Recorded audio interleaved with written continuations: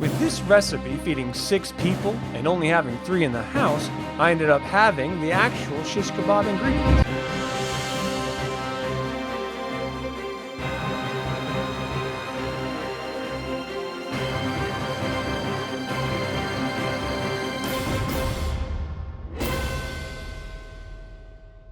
Today I'm making the Solamnic feast dish, Stag on Steel, from Tika's cookbook and leaves from the Inn of the Last Home. If you've made this recipe, share your thoughts in the comments below. This recipe can be broken into 2 sections and prepared in 2 days. The first day is the marinade, and the second is cooking the shish kebabs. While collecting the ingredients, I came across 2 problems. First, it's not deer hunting season in Utah, so I substituted pork as the recipe suggests. And second, there are no juniper berries in any of the farmer markets or naturalistic stores anywhere around town. Looking online suggests that you can substitute gin for juniper berries with 1 teaspoon for 2 berries. It also lists a couple brands that are known to exclusively use juniper only, and Tanqueray was at the top, so that's what I used.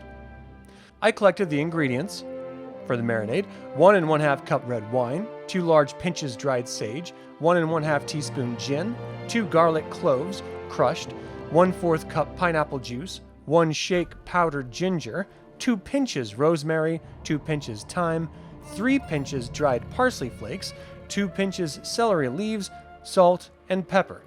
For the skewer, 2 to 3 pounds pork, 2 sweet onions, 1 green pepper, 1 16-ounce can chunk pineapple, missing from the frame, 24 cherry tomatoes, and 24 fresh mushrooms. Again, I halved the skewer ingredients and substituted the dried parsley and celery leaves with fresh ones. So, I added the red wine and pineapple juice to a glass bowl. Helpful tip: the remaining juice mixed with the remaining gin is a wonderful cooking aid for the cook to sip on. As those flavors mixed, I added the remaining ingredients of gin, sage, ginger, rosemary, thyme, salt, and pepper, crushing the garlic and adding it, then chopping the parsley and adding it, and finally chopping the celery leaves and adding that, mixing it all for 1 minute.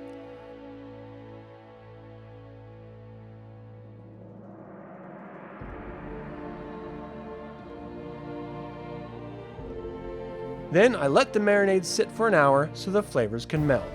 After 1 hour, I cut the pork into 1-inch-ish by 2-inch-ish chunks and added it to the marinade. I covered it and let it sit overnight, twice.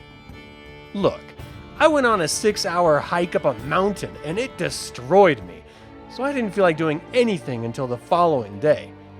However, the following day, I washed the vegetables, cut the onions into 1-inch-ish chunks, added them to the marinade, cut the pepper into 1-inch-ish chunks and added it to the marinade, and stirred it all up just to coat it a bit.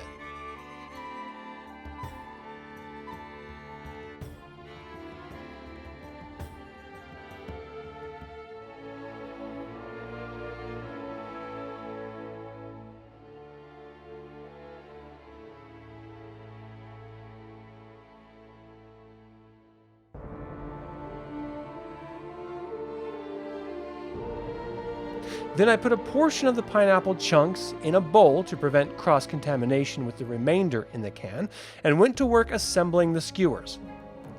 There is a suggested order in the recipe, but I've made shish kebabs for years and it really doesn't matter. After the skewers are assembled, I prepare my charcoal grill because only monsters use propane or propane accessories to cook their barbecue. Not that I have an opinion on the matter.